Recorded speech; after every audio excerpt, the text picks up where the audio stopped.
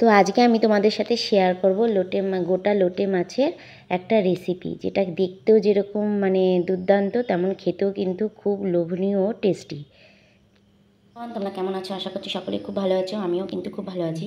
তো আর একটা নতুন ব্লগ নিয়ে তোমাদের সামনে হাজির হয়ে গেছি। আজকে হচ্ছে লোটে মাছ এসছে অনেক দিন পর, লোটে মাছ রেখেছি, সেই লোটে মাছেরই হচ্ছে গোটা একটা রেসিপি তোমাদের সাথে শেয়ার করব। তো হচ্ছে কি, লোটে মাছটা বেশ ভালো সুন্দর সাইজের রয়েছে, মোটা মোটা আর একদম ফ্রেশ তাজা। তো এখানে হচ্ছে গিয়ে 500 মতন লোটে মাছ রয়েছে, যে দাদার কাছ দিয়ে দাদার কাছ দিয়েই নেওয়া হয়েছে। আর কেজি নিয়েছে 150 টাকা কেজি, তুলনামূলক অনেকটাই দাম কম। ষষ্ঠীর দিনও মানে 200-250 টাকা কেজি গেছে আমাদের কল্যাণীতে, মদনপুরেও ছিল। আর হচ্ছে গিয়ে মানে নেওয়া হয়নি, দামটা অনেক বেশি ছিল মাছ হিসাবে। তবে আজকের মাছটা মানে দাম হিসাবে তুলনামূলক অনেক বেস্ট আর বেটার, মানে তাজা আর কি, ফ্রেশ। আর হ্যাঁ, মাছটা আজকে আমি একটু গন্ধরাজ লেবু পাতা দিয়ে রান্না করবো। এই যে 2টো লেবু পাতা পাশের দিদিভাই এনে দিয়েছে বাড়ির। তো চলো, ব্লগটা প্রথম থেকে লাস্ট পর্যন্ত দেখতে থাকো, আর লাইক শেয়ার কমেন্ট করো, আর পাশে থেকো, সঙ্গে থেকো। তো চলো, মাছটা রান্না করার জন্য প্রথমে কেটে তো নিতে হবে। তো প্রথমে কেটে একদম মানে সবজি টবজি সব নিয়ে বসে পড়েছি। মানে আলু দেবো একটু ঝিরি ঝিরি করে কুচিয়ে, আর একটু রসুন, আর হচ্ছে গিয়ে পেঁয়াজ, টমেটো, আর লেবু পাতা তো দেবই। তো প্রথমে চলো মাছটা সুন্দর করে কেটে একবারে সবজি দিয়ে কেটে কুটে গুছিয়ে নিই, তারপর আবার হচ্ছে গিয়ে তোমাদের সাথে কথা বলছি। তো এখানে দেখতেই পাচ্ছ আলুগুলো আমি হচ্ছে গিয়ে আলু ভাজার মতন একদম ঝিরিঝিরি করে কেটে নিয়েছি। আর মাছগুলোও কিন্তু আমি মানে খুব বড়ও রাখিনি, খুব ছোটও রাখিনি, মিডিয়াম সাইজ করেছি। মানে এক একটা মাছ আমি 3 পিস করে করেছি, কেন কি মাছটা হচ্ছে গিয়ে সাইজটাও বেশ ভালো ছিল। আর এখানে হচ্ছে রসুন, লঙ্কা, পেঁয়াজ সব কুচিয়ে নিয়েছি, আর টমেটো একটা আমি সুন্দর করে কুচিয়ে নিয়েছি। এবার কেটে নিয়েছি, মাছটা তো ধুয়ে তো নিতে হবে ভালো করে। আর লোটে মাছ হচ্ছে গিয়ে একটু ভালো করে ধুয়ে নিয়ে কিন্তু ঝুড়িতে ছেঁকে নিলে বেশ ভালো হয়, কেন কি লোটে মাছের মধ্যে মানে জল থাকে। ধোয়ার পরও হচ্ছে কি ঝুড়িতে ছেঁকে নিলে কি হয়, জলটা বেশ সুন্দর করে ঝরে যায়, আর তো ঝোলে মানে ঝোলটা মানে মাছের জলটা বেরোয় না রান্না করার সময়। আর এখানে আমি লঙ্কা রসুনটাও শিলে বেটে নিয়েছি। আর এই যে লবণ হলুদ, কড়াই হচ্ছে গিয়ে গ্যাসের উপর বসিয়ে দিয়েছি। এবার কড়াইটা অনেকটা গরম হয়ে গেছে, আমি দিয়ে দেবো সর্ষের তেল। আর হ্যাঁ, মাছটা কিন্তু আমি পুরোটাই সর্ষের তেলের মধ্যে রান্না করবো। একটু তেলটাও পরিমাণে বেশি দিতে হবে, অল্প তেল দিলে হবে না। আর সবথেকে বড় ব্যাপার, আমরা এখনকার রাঁধুনিরা মানে অল্প তেল মশলায় যেন রান্না করতেই পারি না। সব কিছুতেই যেন রান্না করতে গেলে বেশি বেশি তেল মশলা হয়েই যায়। যতই চেষ্টা করি না কেন যে অল্প তেল দেবো ঠাকুমা, মা, মাসি, পিসিদের মতন, কিন্তু সেটা কি আর হয়ে ওঠে? তাই না বলো? হয়ে তো আর ওঠে না। তো আমার মতন লোটে মাছ খেতে তোমরা কে কে ভালোবাসো? আমাদের বাড়িতে তো আমরা 3জন মানুষ, মানে আমার বাবার বাড়িতেও সবাই খুব ভালোবাসে, আর শ্বশুরবাড়িতেও সবাই ভীষণ ভালোবাসে খেতে। তো পেঁয়াজটা ভাজা বসিয়েছি, তেলটা গরম হওয়ার পর দেখতেই পারলে কালোজিরা ফোড়ন দিয়ে এবার হচ্ছে গিয়ে মাছটার মধ্যে একটু লবণ হলুদ মাখিয়ে আমি কিছু সময় রেখে দেবো। পেঁয়াজটাও ভাজা হচ্ছে ততক্ষণ, আর হচ্ছে গিয়ে দিয়ে আলু কুচিটাও পেঁয়াজ ভাজার মধ্যে দিয়ে একটু সুন্দর করে ভেজে নেব হালকা করে, তাতে বেশ মানে মাছটা সুন্দর হবে। তো এখানে পেঁয়াজটা অনেকটা ভাজা হয়েই গেছে, এবার দিয়ে দেবো আলুর কুচিগুলো।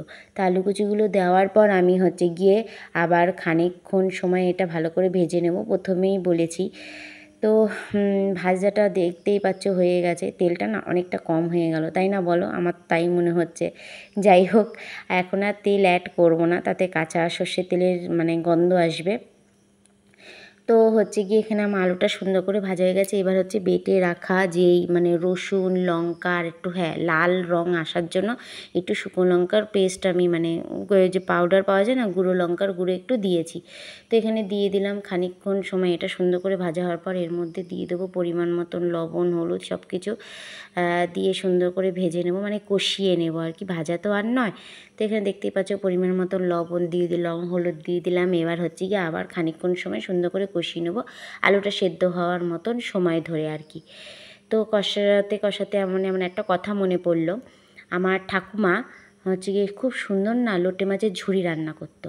তো তখন যদিও বা অনেক ছোট ছিলাম, তবুও মানে ঠাকুমার রান্নাবান্না খুব সুন্দর ছিল। আর যেহেতু মানে বাংলাদেশের মানে মানে সব কিছু ওনার মধ্যে ছিল, তো মানে রান্না বান্না ওনার শাড়ি পরা সব কিছু না ভীষণ সুন্দর ছিল, আর এত পরিপাটা ছিল না মানে বলার মতন নয়। আমরা সেরকম হয়ে উঠতে পারিনি ঠাম্মির মতন, তবুও মাঝে মাঝে চেষ্টা করি যে ঠাকুমার মতন রান্নার মানে গুলো করার। যদি বা হয় ওনার মতন অত সুন্দর করে পাই না, তবুও চেষ্টা করি। তো যাই হোক, এখানে মশলাটা কষানোর পর আমি দিয়ে দিয়েছিলাম টমেটো কুচিটা দেওয়ার পর দিয়ে দিলাম হচ্ছে গিয়ে লোটে মাছের টুকরোগুলো, যেটা আমি লবণ হলুদ দিয়ে আগে থাকতে মাখিয়ে রেখেছিলাম। লবণ হলুদ আগে কেন মাখিয়ে রেখেছি বলো তো? তাতে হচ্ছে কি মাছটার মধ্যে একটু লবণ হলুদটাও ঢুকলো, এতে মাছটা খেতেও বেশ ভালো লাগবে। তো এখানে মাছটা দিয়ে আমি খানিকক্ষণ সময় সুন্দর করে মশলাটা দিয়ে কষিয়ে টষিয়ে নিচ্ছি, আর দেখতে কত সুন্দর লাগছে, তাই না? তো এখানে আমার রান্নাটা প্রায় কিন্তু হয়েই এসছে। এখন জাস্ট একটু মানে দেখো, আমি কিন্তু জল দিইনি, তবুও মানে লোটে মাছের এটা ধর্ম যে একটু হলেও জল ছাড়বে।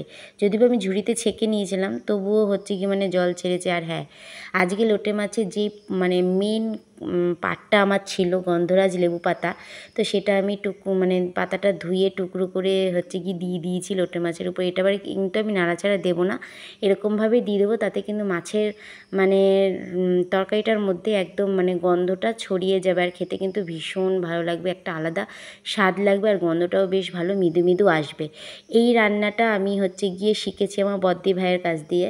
তো বদ্দি ভাই হচ্ছে কি অনেক কিছু রান্নাবান্না পারে, মানে এইমাত্র তোমাদের বললাম না ঠাম্মির মতন কিছুই পারি না, কিন্তু আমার বদ্দির মধ্যে অনেক কিছু মানে এরকম গুণ আছে, যেমন ধরো পিঠে করা, তারপর হচ্ছে গিয়ে মানে নানান ধরনের পদ্ধতিতে রান্নাবান্না করা ও বেশ ভালো সুন্দর পারে, যেটা আমার ঠাম্মিও পারতো। তো সেটা মানে আজকে আমি তুলে ধরলাম। কেমন লাগলো ভিডিওটা, আমার রান্নার রেসিপিটা অবশ্যই কমেন্ট করে তোমরা জানাবে, আর ভিডিওটা ভালো লাগলে একটা লাইক কমেন্ট শেয়ার অবশ্যই করে দেবে।